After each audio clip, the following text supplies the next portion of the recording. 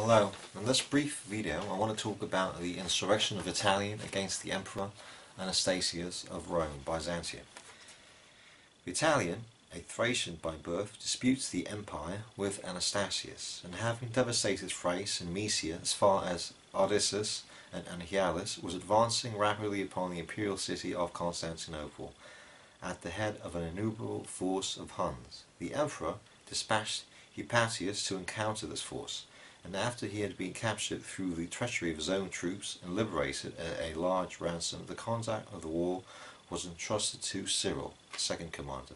The battle which followed was at first indecisive, with several subsequent alterations of success, but notwithstanding the advantage that was on the side of Cyril, the enemy rallied, and he was ultimately routed through the willful desertion of his own soldiers. In consequence, Vitalian captured Cyril and Odysseus, advanced as far as the place called Psyche, laying the whole country waste with fire and sword.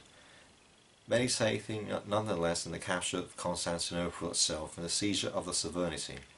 When he had encamped at Psyche, Marinus the Syrian, whom we have mentioned before, is dispatched by the emperor to attack him by sea. The two armaments accordingly encountered, the one having Psyche astern, the other Constantinople.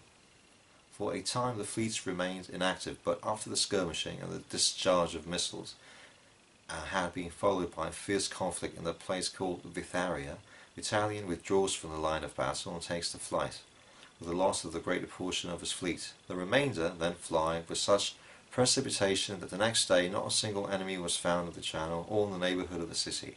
It is said that Vitalian then continued inactive for some time at Anchialus.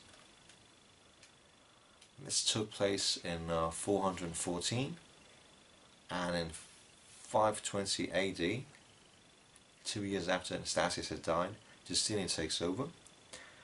Justin sends for Vitalian, who was living in Thrace, and who had entertained designs of dethroning Anastasius, to Constantinople, for he dreaded his power, his military experience, his universal renown, and the great desire to possess the sovereignty, and rightly conjecturing that he would not be able to overcome him otherwise than by pretending to be a friend. By way of concealing his guile under the plausible mask, he appoints him commander of one of the bodies called presenters, and as more effectual, persuasive, with a view to a still greater deception, he raises him to the consulship.